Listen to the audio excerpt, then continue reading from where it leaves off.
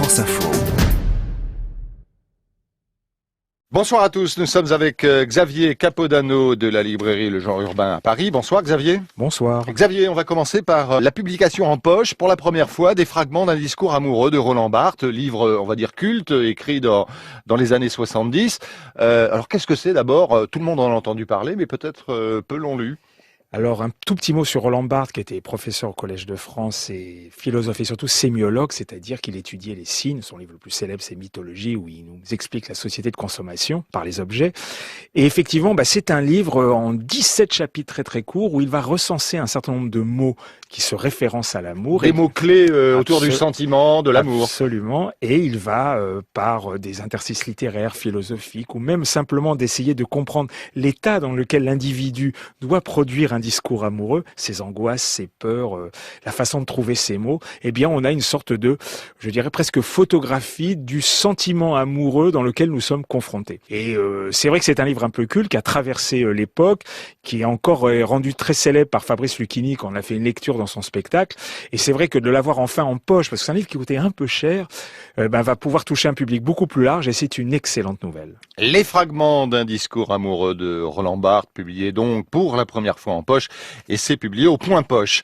Un essai comme vous les aimez, Walkscapes, la marche comme pratique esthétique de Francesco Carreri, et c'est publié chez, dans la collection Poche d'Actes Sud, Babel. Alors Francesco Carreri, et lui, était professeur d'architecture et a une hypothèse, mais plus qu'une hypothèse, on dit c'est par la marche qu'on observe la ville, c'est par la marche qu'on regarde les villes que la ville propose, c'est par la marche qu'on regarde le bâti et pas du tout par l'ingénierie, pas du tout par une pensée savante et complexe. Donc c'est une façon de nous redonner goût à marcher dans nos villes et c'est une façon de l'observer différemment. C'est un livre qui se lit tout seul et c'est un très beau moment de lecture. La marche comme pratique esthétique, c'est signé Francesco Carreri et c'est publié chez Actes Sud. Reprendre place contre l'architecture du mépris de Michael Labbé, publié chez Payot. Et l'auteur s'interroge pourquoi ces villes deviennent ce qu'elles deviennent, inhospitalières ou de plus en plus inhospitalières pour ses habitants. Oui, je crains que ça soit un euphémisme. Non, mais là, on a un livre majeur, très très important, et en ces temps d'élections municipales, je encourage tous les auditeurs à le lire pour avoir des clés pour interroger nos élus, pourquoi nos villes se transforment petit à petit pour une catégorie sociale de plus en plus aisée. Et ce qui fait la force du livre, c'est que l'auteur, de façon très très simple et très intelligente, met des mots sur ce que nous voyons tous autour de nous, ce mobilier anti-SDF, ces organisations urbaines modernes avec toutes ces enseignes mondialisées, où la seule occasion que nous avons, c'est soit de marcher, soit de consommer. Et ce qui fait la force aussi du livre, c'est qu'il nous donne quand même des clés pour reprendre les choses en main à travers l'échelle du quartier.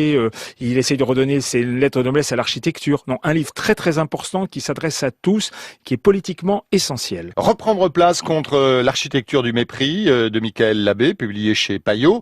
Une très belle bande dessinée que publie Casterman, ça s'appelle Aldo Brando, et c'est le maître italien JP qui signe cette bande dessinée qui nous emmène dans un univers fantastique.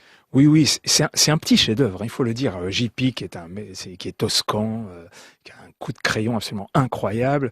Donc nous raconte une fable, un peu heroic fantasy, l'histoire d'un jeune homme dont le père va confier sa vie à un mage qui va le former petit à petit et puis va l'obliger à sortir de la maison pour une mission. J'en dis pas plus parce qu'il y a un vrai suspense, c'est un vrai roman d'aventure et on a des cases absolument sublimes, un coup de crayon qui vous emporte dès le premier regard.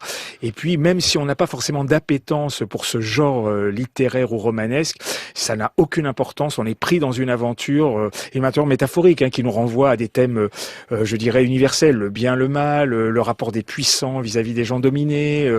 Non, c'est un très très bel album, un grand moment de lecture.